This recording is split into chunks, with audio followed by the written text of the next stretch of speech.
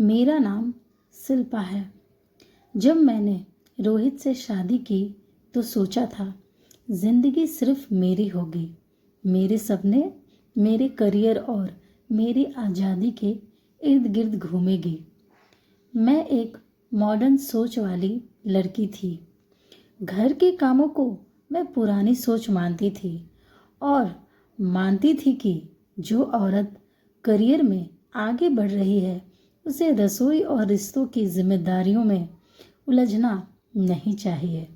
ससुराल आई तो हर चीज़ नई और थोड़ी अजनबी सी लगी।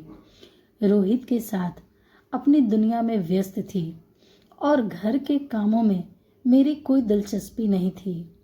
मेरी सासू माँ सुमन देवी बहुत शांत, संयमित और समझदार महिला थी। हर किसी की ज़रूरत का ध्यान रखती बिना किसी शिकवे के। मैं अक्सर उन्हें देखकर सोचती, उन्होंने अपनी पूरी ज़िंदगी सिर्फ दूसरों के लिए निकाल दी। मैंने मन ही मन तय कर लिया था कि मैं वैसी नहीं बनूंगी, लेकिन एक दिन उन्होंने मेरी सोच को बदल दिया।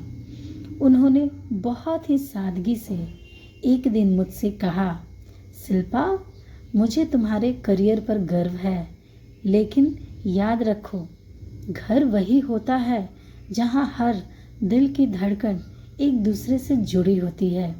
जब घर में सुकून होता है तब जिंदगी की हर राह आसान लगती है। उनकी बातों ने मुझे भीतर से झकझोर दिया। उन्होंने मुझे कभी कुछ कहकर थोपने की कोशिश नहीं की, बस अपने प्यार और अनुभव से समझाया।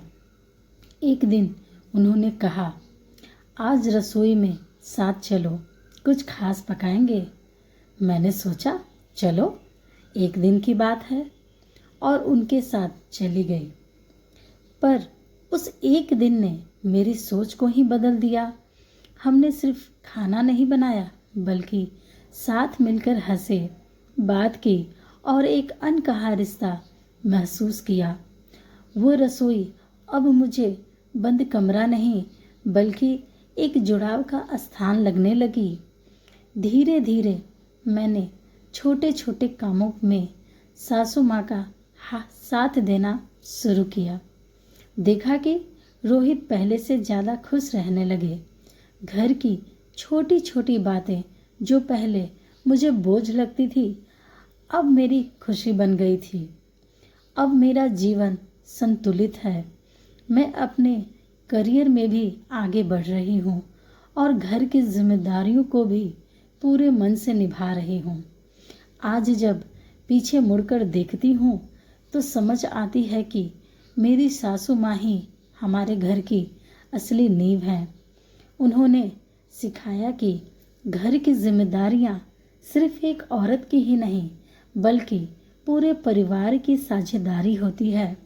घर चलाना सिर्फ जिम्मेदारी नहीं, एक कला है, और इस कला में प्यार, सम्मान और साथ की खुशबू होती है।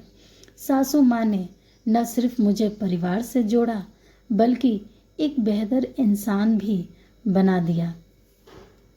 धन्यवाद।